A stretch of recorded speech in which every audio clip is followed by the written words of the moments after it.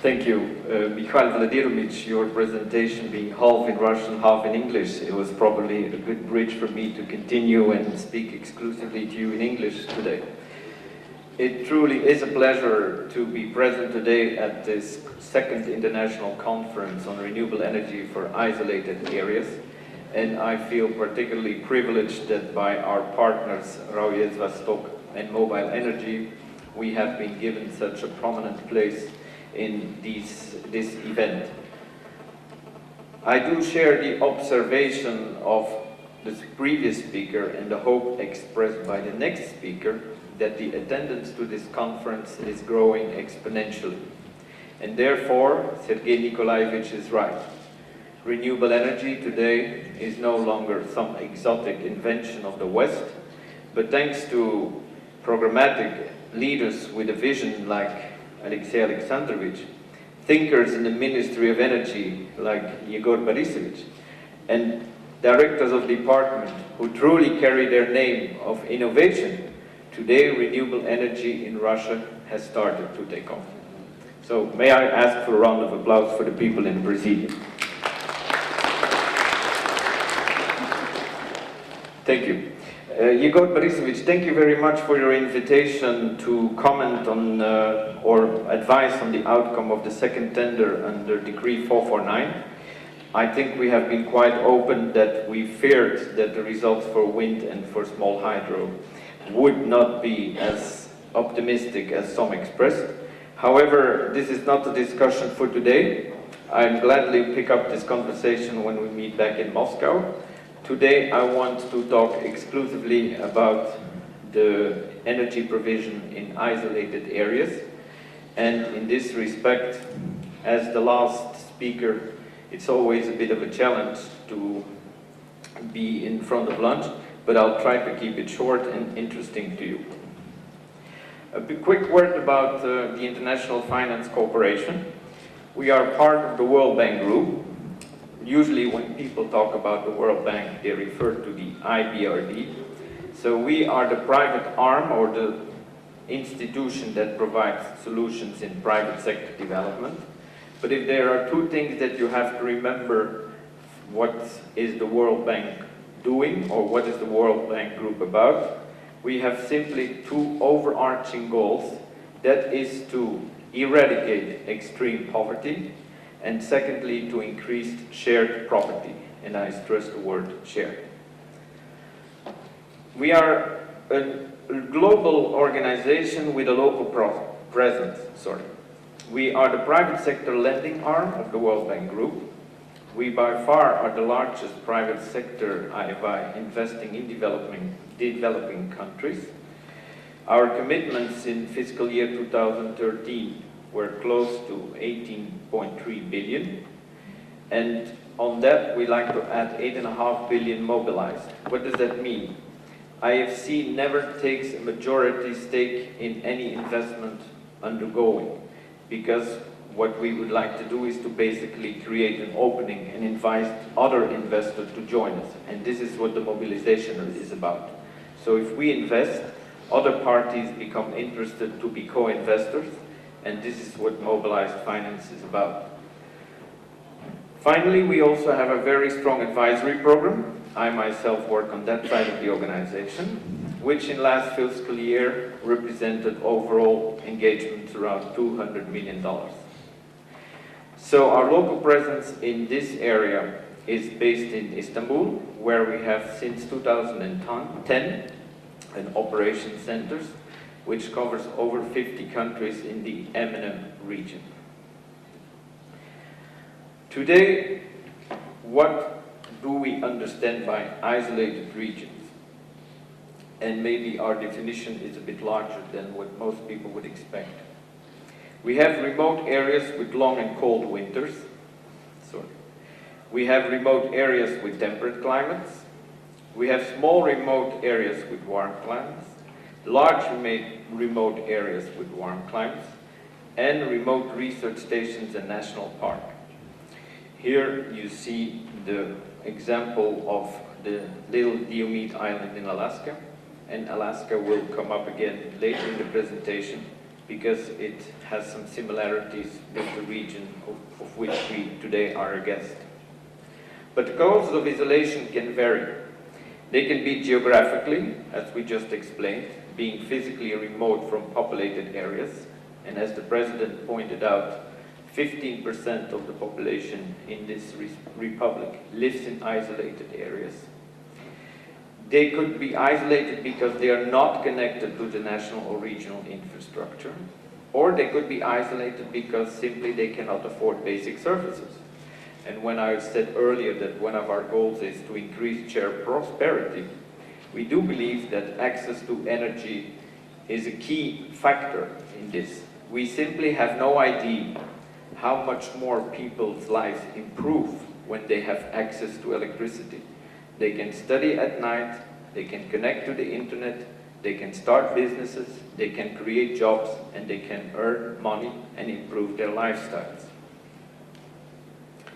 Now, consumers in isolated systems, they face an unreliable and expensive energy supply. This causes difficult transportation, high fuel prices, budget uncertainty. I don't think I need to go into much detail. Most of you in the audience for sure are very familiar with these issues. Most of these isolated communities share the same common goal. By switching from diesel to renewables, isolated communities can reduce the pollution, reduce the import cost, minimize the risk of spill, increase local sustainability, and retain the energy dollars which are spent on subsidies within the community. It is true that the cost of diesel is volatile, but if we look at the graph on the right side of this slide, we see that the trend is definitely upwards. None of us know what the cost of diesel is going to be in 20 years, but I do know what the cost of wind and sun will be in 20 years. And when Mikhail Vladimirovich rightly pointed out that things in Europe maybe have gone too far, first of all, I support it. Secondly, I can tell you that the new trend in Europe and the discussions up to 2030 are actually to make renewable energy installation full market players.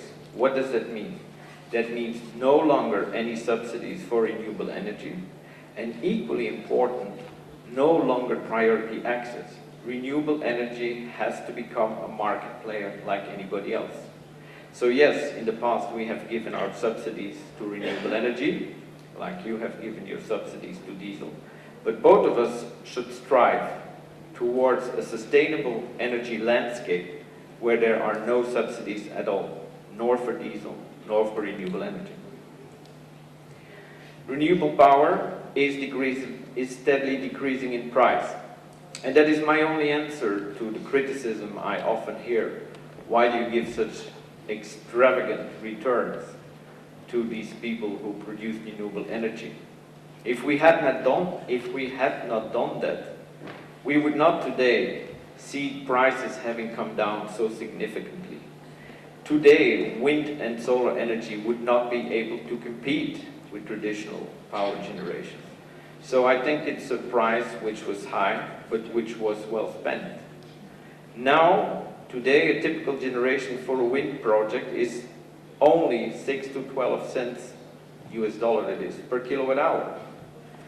For a PV grid tied, we're talking 9 to 20 cents. If I compare this to what I pay for electricity in my small little flat in Brussels, it's almost 25 cents per kilowatt hour that I pay as a residential final customer. So it's already, for me, more economical to put up a solar panel on my roof and start being independent from the grid. Now, of course, renewable energy can never be the 100% solution. Wait a second. I don't totally agree with that either.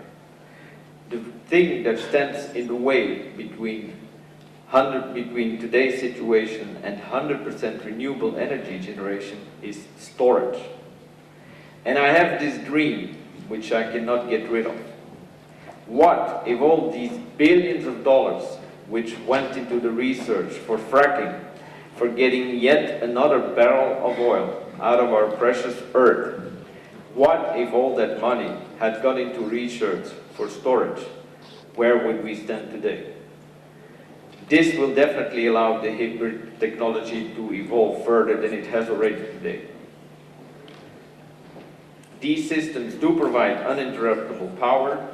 The sizes ranges from very small to very large. They can displace anywhere from 10% to 90% of the diesel fuel cost. And the cost savings, this is a very typical situation. Of course, they vary considerably, as I will show later. But a typical solar diesel hybrid investment has an IRR of 20%. So who are the leaders in renewables in isolated regions? I already talked about Alaska. It today has 62 megawatt installed of wind, 9 and a bit for biomass, some geothermal, and today 2.3% of electricity from wind in 2013 was produced from renewable energy. So there's a mix of utility, some of it is large scale, some of it is hybrid, and a lot of it is in these distributed systems. On the graph you see what kind of energy sources have been used in these different remote areas. And this presentation, by the way, will be available later on, and if there is an interest, we can provide a Russian version as well. Canada is the next example that comes to mind. There are 292 isolated communities, both Aboriginal and non-Aboriginal. Currently, 3% of the total generation in Canada comes from non-hydro renewables. So how do we solve the Rubicon Cube challenge? Diesel have a very low initial capex, capital expenditure, and a high lifetime. During this lifetime, every time you have to pay for diesel.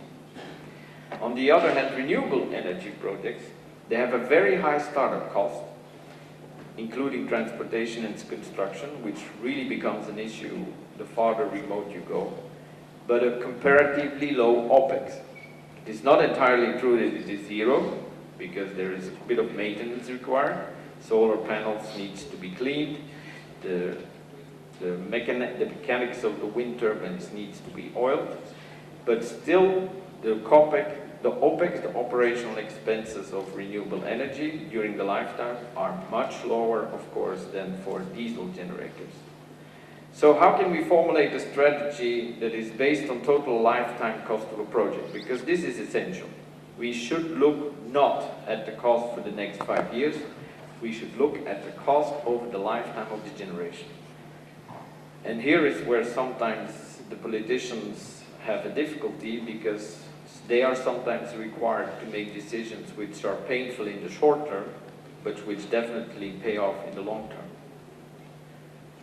Here's an example of how long it takes before a renewable energy installation becomes cheaper than a classical linear diesel installation. Here I take a cost of $1.50 per liter, but I wish to stress that this cost includes transportation. And you see that at this price, it takes about 8 years for the solar installation to become cheaper, and it takes 10 years for the wind installation to become cheaper. Now, those of you who are familiar with the cost of renewable energy will ask a question, why is it more expensive for wind than for solar? Indeed, it is much more difficult to bring renewable wind power to remote areas than to bring solar panels. And there's a good example outside. There's a lot of solar panels exposed, but there's only one windmill, and for some reason it's not spinning. The picture gets even better if the price of diesel increases. If the price of diesel would be $2 a liter. And again, I'm talking about a constant diesel price and constant prices for 2012.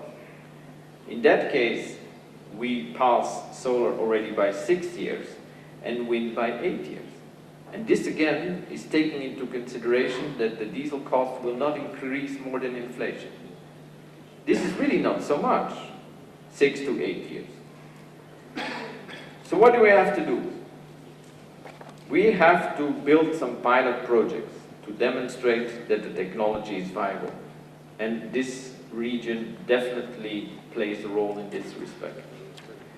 I want to make the suggestion today to establish a regional fund for renewable energy projects.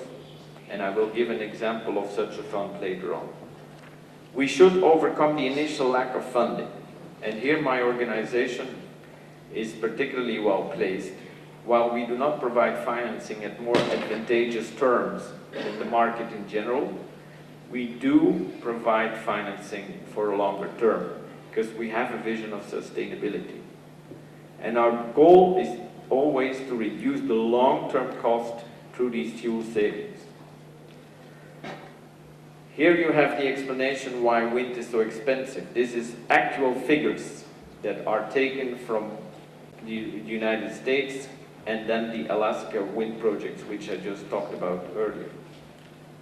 And you see that while in general the average figure for a utility of more than 1 megawatt is about $1.60 for a kilowatt of capacity, and 2.5 for kilowatt capacity when it's distributed generation, it goes up a lot more when we're talking about wind, and especially when we're talking about distributed generation, which is the case, which would be the case in most of this republic. So the reason why it's so expensive is that it takes a lot of effort and logistics to bring these windmills to these remote places. But still, there have been examples of relatively advantageous minimum prices, so it's always a matter of economic analysis and see where it makes sense to build a hybrid wind diesel power station or to build a hybrid solar diesel power station. So I know that the Far East is one of the priority regions for the federal government, and that there is a huge amount of money in the budget for the development of the region. So why not use part of that money to create a Yakutia Renewable Energy Fund or a Far East Renewable Energy Fund? Alaska has done this. In 2008, they established a 5-year program where every year, they allocated $50 million for the development of renewable energy projects. And as you see later, 20% of these funds were allocated for feasibility and resource study, reconnaissance, but 8% goes to the actual design, permitting, and construction of the project. To date, there have been 227 grants approved and a total of 202.5 million disbursed. Because the program or the fund has been so successful, it has been decided on site to continue the fund for an additional 10 years, so from 2013 through 2023, with the same allocation of $50 million a year. And here's an example of one typical such project. It's again in Alaska, and it's called the Pillar Mountain Project. You see that we look at the life of the plant of 20 years, which by the way is modest because the wind specialist here will quickly respond that the wind turbine can easily operate for 35 years. But let's be correct and let's work on the 20-year horizon. And you see that in the total cost of 23 million, 8 million was a subsidy. Now if you consider that too much, consider at the cost savings that this project has created over 20-year life, $76 million. The figures will not be different in this region. You have the opportunity to have the same savings if you look forward. Now, the eternal discussion about the subsidies. The challenge for the renewables is the high capital expenditures which you need to put up when you start a project. While diesel generation. I forgot to mention the price, but in the previous example, the price of the diesel generation was, I think, $18,000, but it's not really important. So,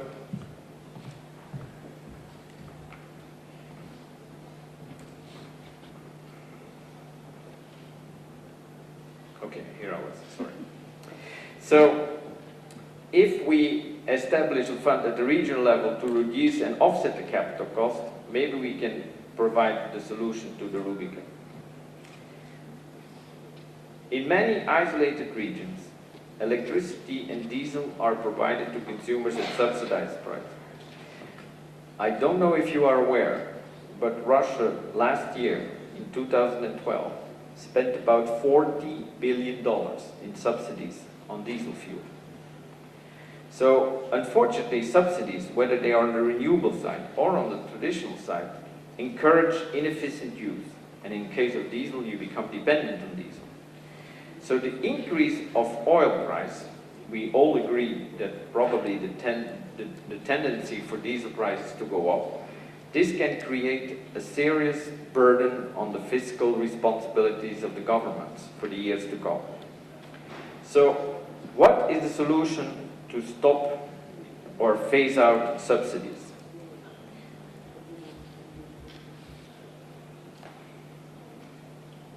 The solution is renewable energy tariffs based on avoided cost. We are not asking for subsidies. We are just asking for the government entities to continue to pay the same subsidies that they would have paid if they would have opted for a diesel generation. So the tariff that they will purchase for the power will be variable in function of the cost of the diesel. And the more the diesel price increases, the more the project saves additional cost. So the higher the cost of the diesel, the higher the remuneration of the electricity produced from a renewable energy installation.